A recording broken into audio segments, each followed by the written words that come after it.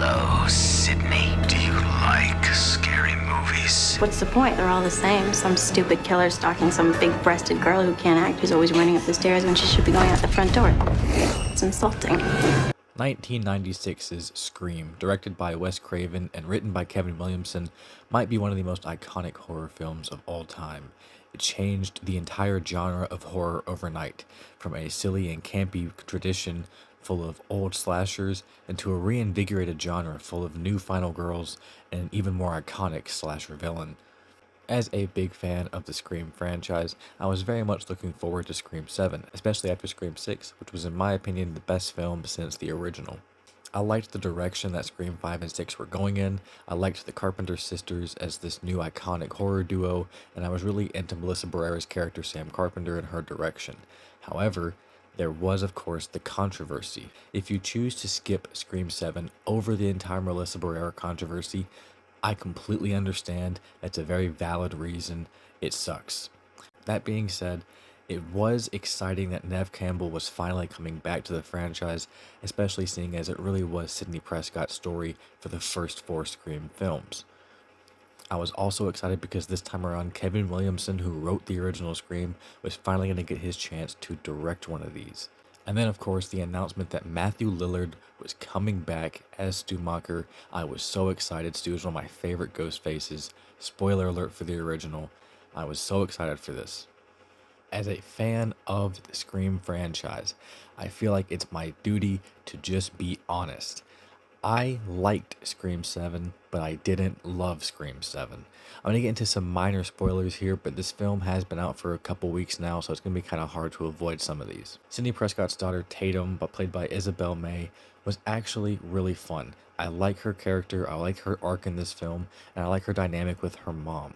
I especially like the way that they made Sidney Prescott still be the badass Sidney Prescott, but also have this new dynamic of being a mother, and I liked them exploring that dynamic throughout the film. It was kind of the opposite of Halloween 2018, where Laurie Strode trained her daughter to eventually fight against Michael Myers. Sidney Prescott did the opposite, completely avoiding Ghostface and preparing her daughter for the most normal life possible, which leaves Tatum feeling like she's unprepared and defenseless when Ghostface does finally attack. I do also like Mark Evans, the new cop and husband of Sidney Prescott, played by that dude from Community. I thought he was good, he had a fun energy about him, and he wasn't too goofy like I thought he might be. I liked him.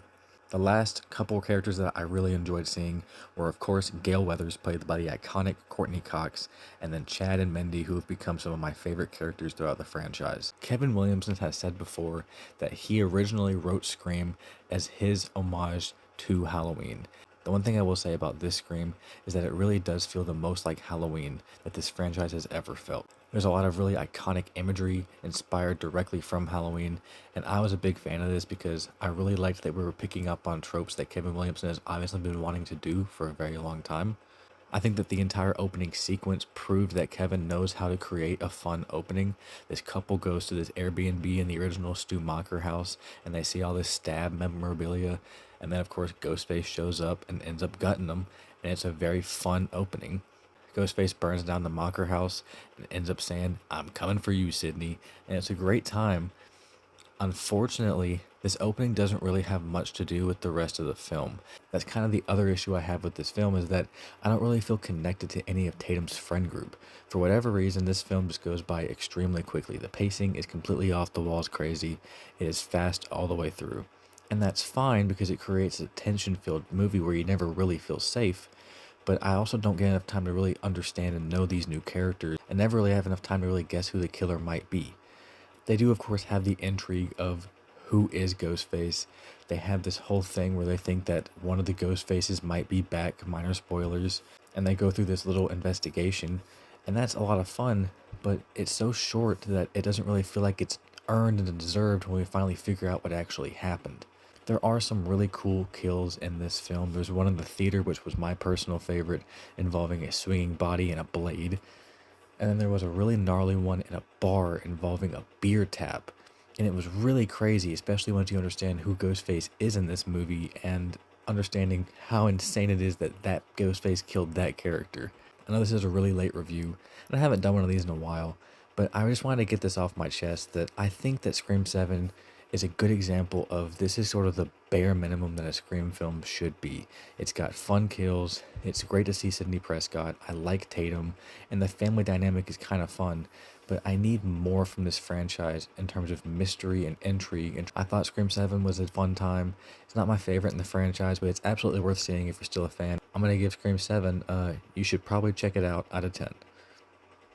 Thank you guys for watching. I appreciate you guys. Let me guys know what you thought about Scream 7 in the comments down below, and I will see you guys later. Bye.